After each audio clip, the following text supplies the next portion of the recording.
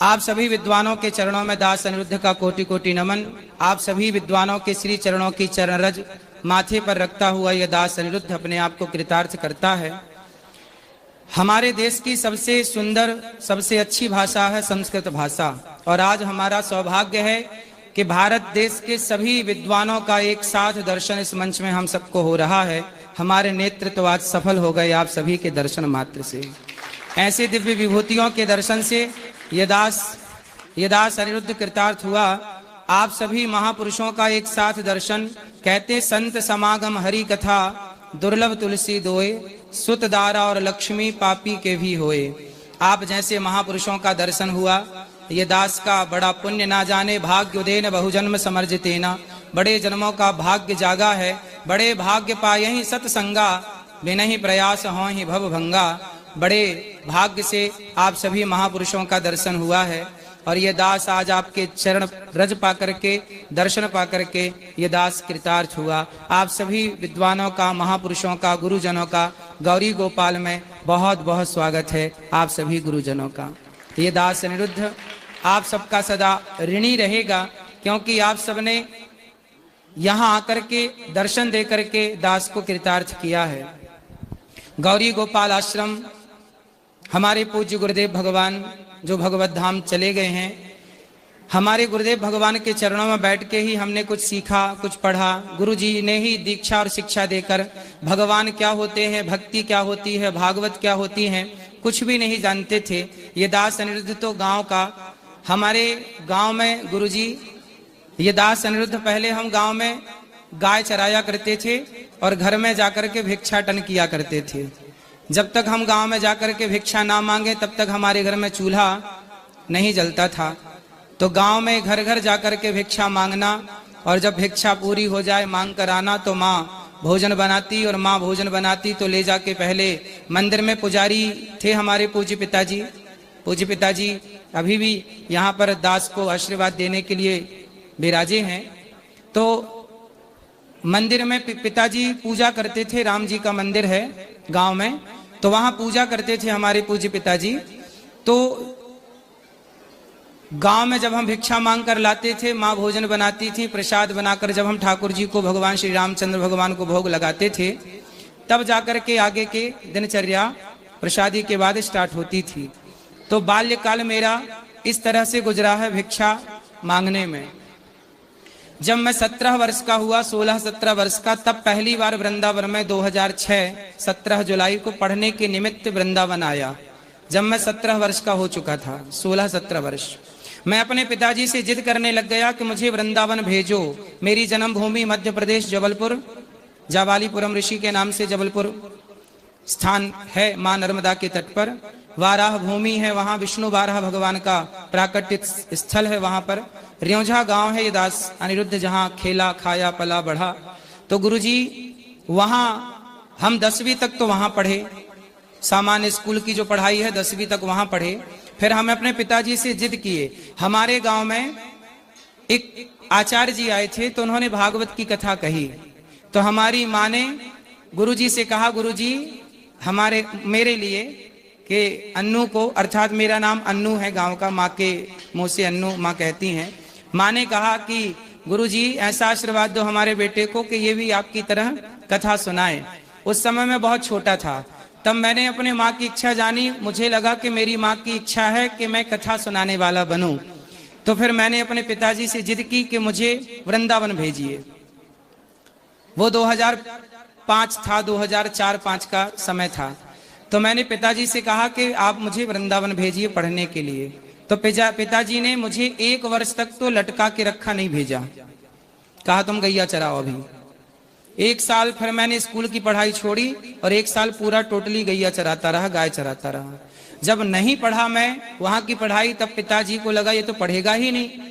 तब उन्होंने वृंदावन, मुझे दास अनिरुद्ध को वृंदावन 2006 17 जुलाई को ये दास अनिरुद्ध वृंदावन आया, और ललिताश्रम है यहाँ पास में, वहां मुझे लेकर के गए। जब मैं वहां पढ़ने के लिए गया तो मैनेजर साहब ने कहा कि ये तो बालक बड़ा हो गया है, अब इसे नहीं रखेंगे, जगह पूरी हो चुकी है।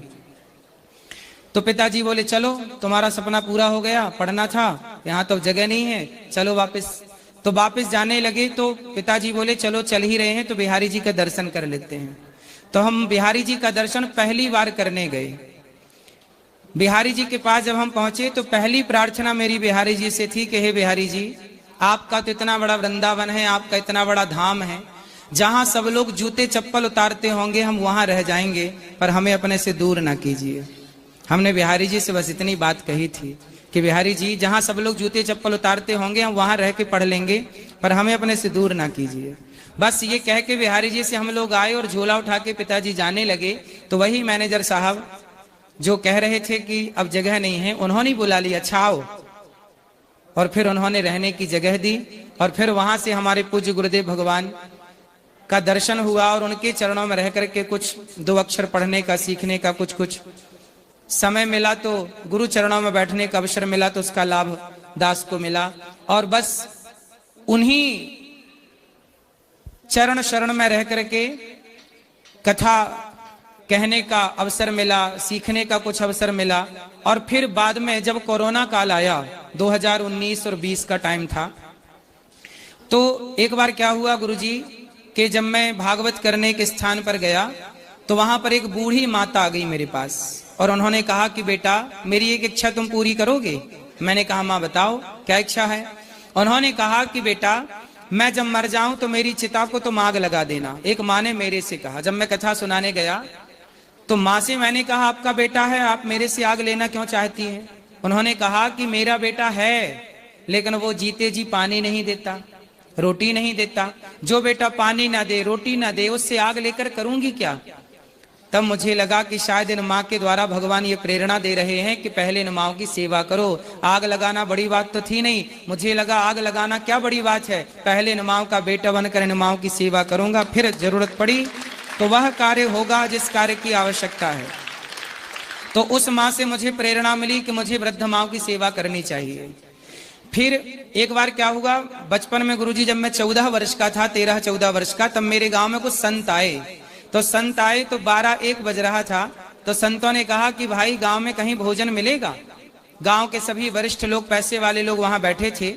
मैं सभी संतों को पकड़कर घर ले आया और घर में ला करके माँ से कहा माँ संत आए हैं, 10 संत हैं, भोजन कराओ। माँ ने कहा बेटा भोजन तो हो चुका है आज का। उस समय 12 बज गए थे और गाँव में तो 10-11 बजे भोजन हो जाता है, सबका बन जाता है, खप जाता है। तो मैया बोली कि अब तुम ले तो आए साधु को, पर घर में तो आटा ही नहीं। तो मैं बगल में पड़ोस में आटा मांग के लाया और माँ ने फिर आटे से बढ़िया पूड़ियां बनाई। घर में गाय थी तो घी था, पूड़ी बनी, साग बनी और खीर बनी और संतों को परोसा। जब मैं संतों को गुरुजी भोजन करा रहा था तब मेरे मन में विचार था, उस समय मेरी आयु 14 वर्ष की थी, तब मेरे मन में विचार था कि बड़ा होकर के मैं ऐसे ही संतों की सेवा करूंगा और अन्य क्षेत्र चलाऊंगा। ये तब मेरी कामना प्रकट हुई थी, उन संतों को भोजन करते देख। और जब संतों को दान दक्षिणा देकर जो बन पड़ा, उनको भोजन करा के जब दान दक्षिणा देकर विदा किया तो संतों ने भर भर के खूब आशीर्वाद दिया। मुझे लगता है गुरुदेव के आशीर्वाद कहते हैं कभी व्यर्थ नहीं जाता। मार्कंडेय जी तो इस बात के गवाह हैं, आप सब जानते ही हैं कि मार्कंडेय जी तो बिल्कुल कम आयु लेकर के प्रकट हुए थे, लेकिन संतों के आशीर्वाद से, गुरुजनों के आशीर्वाद से उन्होंने कितनी लंबी आयु प्राप्त की कि 8वीं आज भी चिरंजीवियों में उनका नाम गिना जाता है। तो मुझे ये बात का पूरा विश्वास है कि जो भी आप सच्चे भाव से, आपकी नीति और नियत यदि अच्छी होती है तो आपके संकल्प को भगवान अवश्य पूरा करते हैं। और ये दास को बहुत खुशी इस बात की है कि मानव का जो जन्म है, बड़े भाग्य मानुष तन पावा, दुर्लभो मानसो देहो देहि नाम क्षण भंगुरा। ये जो मानव का देह है ना गुरुदेव, ये हमारे पूज्य गुरुदेव कहते थे, गुरुदेव भगवान की सेवा के लिए है। सेवा ही परमो धर्मः, सेवा ही सबसे बड़ा, परहित सरिस धर्म नहीं भाई। गोस्वामी तुलसीदास जी ने ये सब कुछ लिखा है। मैंने जब रामचरितमानस पढ़ी तो मुझे लगा कि पढ़ना तो ठीक है, पर जो लिखा है एक बार प्रैक्टिकल करके देखें तो सही, किसका परिणाम क्या है। परहित सरिस धर्म नहीं भाई, पढ़ने से क्या होगा। परोपकाराय सताम विभूतया, पर पढ़ने से क्या होगा। मुझे लगा रामचरितमानस में एक जटायु जी के प्रसंग में चौपाई है कि परहित बस जिनके मन माही, परहित की, परोपकार की भावना जिनके मन में है उनके लिए कुछ भी तो दुर्लभ नहीं है। तो मुझे लगा कि जब मैंने पढ़ाई शुरू की गुरुदेव, तो मुझे लगा कि ये तो लिखा हुआ है, क्यों ना इसको प्रैक्टिकल किया जाए। यदि परहित लिखा है तो चलो परहित करके देखते हैं कि इसका परिणाम क्या है। उसी परहित का परिणाम ये हुआ कि आज आप सभी महापुरुषों का दर्शन हुआ, आज सभी भक्तों का दर्शन हुआ। ये उसी परहित का परिणाम है। इसलिए ये दास अनिरुद्ध ने पढ़ाई लिखाई तो कुछ की नहीं है, लेकिन गुरु चरणों में बैठ करके सेवा करना, मैं बचपन में संतों से लेकर के जहां भी रहता था सेवा करने के भाव था। पूज्य गुरुदेव भगवान के चरण दबाने की सेवा थी तो भगवान ने वृद्ध माओं की सेवा दे दी, आप संतों की सेवा दे दी। कुल मिलाकर के भगवान को ये कार्य कराना था, वृंदावन में संतों की सेवा, वृद्ध माओं की सेवा। यहाँ अखंड रसोई चलती है जो आप महापुरुषों ने देखा, जिसमें लगभग 30,000 लोग पर प्रसाद पाते हैं, नित्य प्रसाद पाते हैं। ये वही संतों का आशीर्वाद है, 10 साधु संतों का, जिन्होंने कहा था कि बेटा तुमने यहाँ भोजन करा के हमें तृप्त किया है, अब तुम खूब सुखी रहो, खूब प्रसन्न रहो। ये आशीर्वाद ना जाने किस रूप में नारायण मिल जाएं और ना जाने कब आकर के क्या कह के चले जाएं। बस कुल मिला के मेरे जीवन का पूरा सार यही है। मैंने जीवन में ये सीखा है कि कभी भी संतों का, महापुरुषों का आशीर्वाद मिले तो लेने में क्या बुराई है। सदा झुक के रहिए, सदा छोटे बन के रहिए। हनुमान जी लंका गए ना तो बड़े बनकर नहीं गए, मसक समान रूप कपि धरी, अति लघु रूप पवन सुत लीन्हा। हनुमान जी छोटे से बनकर गए तो बड़े से बड़ा कार्य करके आए। जो छोटा बन जाता है वही बड़े से बड़ा कार्य कर सकता है। ये सीख हमें हमारे सदग्रंथों ने ही तो दी है।